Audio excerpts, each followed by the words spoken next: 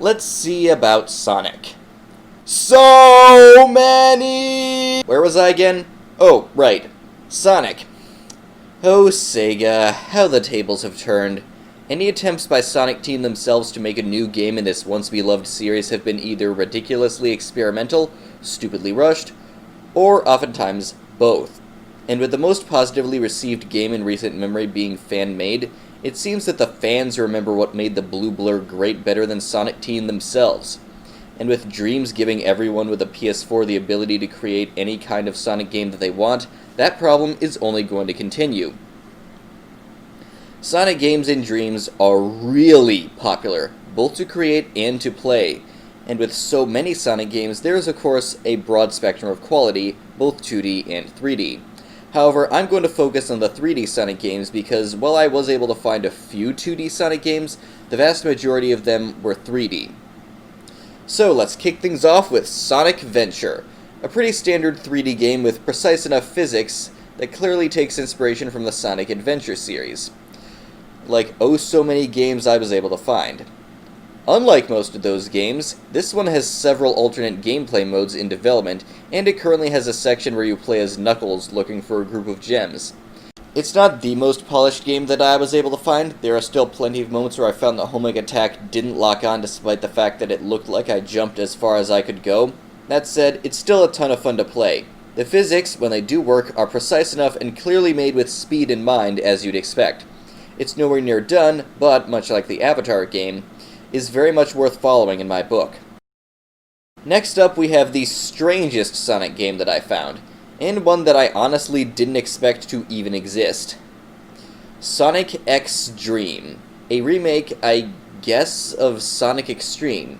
You know, that obscure, cancelled early attempt at a 3D Sonic game made for the Sega Saturn. Yeah, I really wasn't expecting this game to exist, even in the Dreamverse, let alone that it was actually pretty good. Sonic XDream plays like any other game on this list, but it uses a fixed camera angle with a fisheye lens. It's surprisingly not as awkward as you might think. You won't get blindsided by enemies while you're running, and if you know what you're doing, you can speed through obstacles with no trouble at all. And I kind of like the art style, if I'm being wholly honest.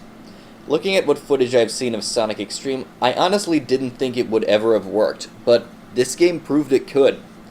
Makes me wonder what Sonic Xtreme would have actually been like if it had been released. The last game I have for you today is a bit of a departure from the trend in Sonic games I played for this video. It's not very polished, from physics to layout to animations, so why am I talking about it? Well, it's still playable if you're willing to put the effort in, and I really felt like it was unique enough to warrant a mention. Sonic Adventure 3 is a much more narrative-focused experience than the other Sonic games I played, including those I mentioned in this video.